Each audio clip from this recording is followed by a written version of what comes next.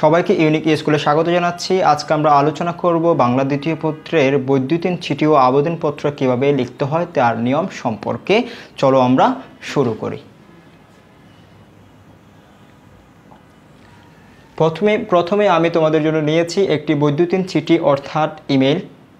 ইমেলের ক্ষেত্রে তোমাকে অবশ্যই মনে রাখতে হবে একটি বক্স, তোমার খাতার পৃষ্ঠাকে একটি বক্স আকারে লিখবা। কি বলছি? একটি বক্স আকারে লিখে ফেলবা, একটি বক্স আকারে লিখবা এবং প্রথমে তুমি কি লিখবা? ফ্রম, এবং তোমার এখানে তোমার যে ইমেল আইডিটা থাকবে সেটি তুমি এখানে উল্লেখ করবা। সাপোজ আমি এখানে নিলাম abc@gmail.com। ঠিক আছে, তুমি তোমার একটা ইমেল আইডি এখানে যুক্ত করে দিবা। টুতে মূলত হচ্ছে তোমার ফ্রেন্ডের একটা ইমেল আইডি থাকবে এবং হচ্ছে তুমি এগুলো বাদ দিতে পারো, এগুলো লিখতে হবে না। এবার সাবজেক্টের জায়গায় তুমি অথবা বিষয়ের জায়গায় তুমি তোমার যে কোন বিষয়ে তুমি ইমেলটা তোমার বন্ধুর কাছে লিখতেছো সেই বিষয়টা একটু উল্লেখ করবা। আর ট্যাগ সেখানে হচ্ছে মূলত সম্ভাষণ, তুমি কাকে উদ্দেশ্য করে লিখতেছো তাকে কী হিসেবে সম্ভাষণ করবে সেটা লিখবা। আমি তোমাকে এখানে বলবো তুমি সাপোজ লিখতে পারো প্রিয় জ্যাক। প্রিয় জ্যাক। এছাড়া তুমি যখন তোমার বড় জনকে লিখবে তখন হচ্ছে তুমি লিখবে জনাব। জনাব। ঠিক আছে, জনাব লিখবা। প্রিয়, তাহলে বন্ধু হলে তুমি প্রিয় লিখতে পারো এবং জনাব লিখতে পারো। ঠিক আছে, এরপর দেখো তুমি এখানে তারপর তোমার যে মূল ইমেলের মূল ভাবটা, মূল বিষয়টা তুমি এখানে উল্লেখ করলা এবং পরে তোমার নামটা এখানে লিখে দিলা। এভাবে যদি তুমি ইমেলটা লিখতে পারো আশা করি তুমি ভালো একটা নাম্বার পাবা। এবার দেখো আবেদনপত্র লেখার নিয়ম। আবেদনপত্র লেখার নিয়মের আগে আমি তোমাদের একটা কথা বলবো, তুমি খাতার মধ্যে কীভাবে আবেদনপত্রটা লিখবে। যদি আবেদনপত্র 1 পৃষ্ঠা থেকে বেশি হয়ে যায় তখন তোমাকে অবশ্যই লিখতে হবে, মনে করে সাপোজ এটা একটা, যদি এটা একটা কী হয়, পেজ হয়। এটা একটা পেজ মনে করো। যখন তুমি এই পৃষ্ঠাতে যখন এভাবে করবা, সাথে সাথে এভাবে যখন করবা তখন যেন মনে হয় এক পলকে দেখা যায়। যদি এই পৃষ্ঠায় শুরু করো, এই পৃষ্ঠায় চলে আসে তখন সেটা ভুল হবে। এই পৃষ্ঠায় শুরু করে এই পৃষ্ঠায় আসতে হবে। মূলত তুমি যখন খাতাটা খুলবে ঠিক যেন এভাবে দেখা যায়, এভাবে তোমরা লিখবা।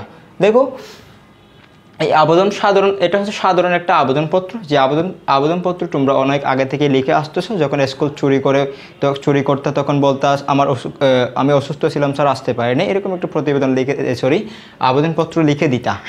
এছাড়া তুমি উপবৃত্তির জন্য আবেদনপত্র লিখেছো, বিভিন্ন কারণে তুমি আবেদনপত্র লিখেছিলে। এটা হচ্ছে সেই সাধারণ আবেদনপত্র। আর সে সাধারণ আবেদনপত্রের ক্ষেত্রে তোমাকে প্রথমে তারিখ লিখতে হয় এবং যার কাছে লিখতেছো তার একটা উপাধি লিখতে হয়। ঠিক আছে, তাহলে তুমি অধ্যক্ষ বরাবর লিখছো, তাহলে মাননীয় অধ্যক্ষ লিখেছো, তারপর কলেজ এবং কলেজের ঠিকানা উল্লেখ করবা। তারপর তুমি বিষয়টা উল্লেখ করবা। তারপর তোমার যে কারণ, তুমি কী কারণে আবেদনটা করতেছো সেই মূল ভাবটা এখানে উল্লেখ করে দিবা। এরপর তোমার পরিচয়টা দিয়ে শেষ করে দিবা। এটা হচ্ছে মূলত আবেদনপত্র। এরপর আসো আবেদনপত্র, অন্য একটা আবেদনপত্র হচ্ছে যেটা প্রাতিষ্ঠানিক আবেদনপত্র। এখানে আমরা সবচেয়ে বেশি ভুলটা করে থাকি। এখানে কোন জায়গায় আমরা ভুল করি সেটা হচ্ছে কার কাছে লিখব সেই বিষয়টা আমরা জানি না। আমি তোমাদের এখানে একটা বিষয় মনে করিয়ে দিব। যখন তুমি কোনো একটা প্রতিষ্ঠান, স্কুল কলেজ নয় কিন্তু কোনো একটা প্রতিষ্ঠান বা কোম্পানির কাছে যখন তুমি চিঠি লিখবা তখন তোমাকে অবশ্যই লিখতে হবে কি? ব্যবস্থাপনা পরিচালক। কি লিখতে হবে? বরাবরের পর ব্যবস্থাপনা পরিচালক লিখতে হবে। কি লিখতে হবে? ব্যবস্থাপনা পরিচালক। মনে রাখবা, কোনো কি হলে প্রতিষ্ঠান, কোনো ব্যবসা প্রতিষ্ঠান ধরতে পারো, কোনো কোম্পানি ধরতে পারো, এরকম প্রতিষ্ঠানে যেমন তুমি চাকরির আবেদন করবে তখন তুমি লিখবা বরাবর ব্যবস্থাপনা পরিচালক। কিন্তু যখন স্কুল কলেজ হবে, যখন তুমি শিক্ষকতার জন্য আবেদন করবা তখন তোমাকে লিখতে হবে, বিশেষ করে স্কুলের ক্ষেত্রে তুমি লিখবা মহাপরিচালক। কি বলছি? মহাপরিচালক। স্কুল কমিটি মহাপরিচালক হিসেবে লিখবে, বরাবর লিখবে, পরে লিখবে হচ্ছে মহাপরিচালক। এরপর হচ্ছে তুমি যখন একটা কলেজে প্রভাষক নিয়োগ দেওয়ার জন্য যোগদান করার জন্য তুমি যখন আবেদনপত্র লিখবা তখন তোমাকে লিখতে হবে কি? বরাবর অধ্যক্ষ সাহেব, এইভাবে লিখবা। ঠিক আছে, এরপর তুমি যে প্রতিষ্ঠানে আবেদন করতেছে সেটার নাম এবং সেই প্রতিষ্ঠানের যে জায়গায় আছে তার স্থানের নামটা উল্লেখ করবা। এরপর বিষয়, তুমি যে বিষয়ে আবেদন করছো সেটা উল্লেখ করবা। এরপর তুমি এখানে একটা আবেদন লিখবা। এরপর হচ্ছে তোমার জীবন বৃত্তান্ত। কি বলছি? জীবন বৃত্তান্ত, যাকে আমরা কি বলি? সিভি বলি বা বায়ো ডাটা এখানে তোমাকে কী করতে হবে, উল্লেখ করতে হবে। এখানে তোমার নাম, তোমার পিতা মায়ের নাম, স্থান এবং বর্তমান স্থায়ী ঠিকানা এবং বর্তমান ঠিকানা, জন্ম এবং জাতীয়তা, ধর্ম, বৈবাহিক অবস্থা। এরপর হচ্ছে সবচেয়ে গুরুত্বপূর্ণ শিক্ষাগত যোগ্যতা, এটা তোমাকে অবশ্যই লিখতে হবে। এখানে লিখতে হবে পরীক্ষার নাম এবং তুমি কোন বিভাগে পরীক্ষা দিয়েছো। এবার হচ্ছে এরপর লিখবে হচ্ছে তোমার তুমি জিপিএ কত পেয়েছিলা, কোন সালে পরীক্ষা দিয়েছো, এবং হচ্ছে বোর্ডগুলোও উল্লেখ করতে হবে। বোর্ডের সাথে অর্থাৎ বিশ্ববিদ্যালয়ের নামও উল্লেখ করতে হবে। এবার তুমি এরপর উল্লেখ করবো হচ্ছে অভিজ্ঞতা, তোমার কোন কোন বিষয়ে অভিজ্ঞতা রয়েছে। সাপোজ তোমার হতে পারে মাইক্রোসফট ওয়ার্ডে অভিজ্ঞতা রয়েছে, তোমার হতে পারে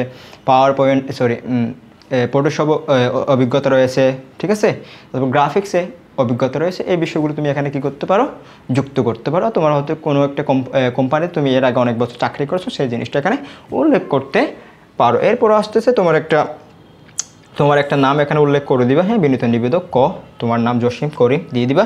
তারপর সংযুক্তি, তুমি এই আবেদনপত্রের সাথে তুমি কোন কোন তোমার ডকুমেন্ট, কী তোমার ডকুমেন্ট দিয়েছো সেটা একটু তুমি এখানে উল্লেখ করে দিবে। সাপোজ দেখো পরীক্ষার মূল, সনদপত্রের সত্যায়িত ফটোকপি, 2 কপি পাসপোর্ট সাইজের সত্যায়িত ছবি, এরকম কতগুলো ডকুমেন্ট তোমাকে দিতে হবে। এবং সাথে তোমাকে আমি বলবো এখানে অবশ্যই তোমাকে একটা কি লিখতে হবে, কাম অঙ্কন করতে হবে।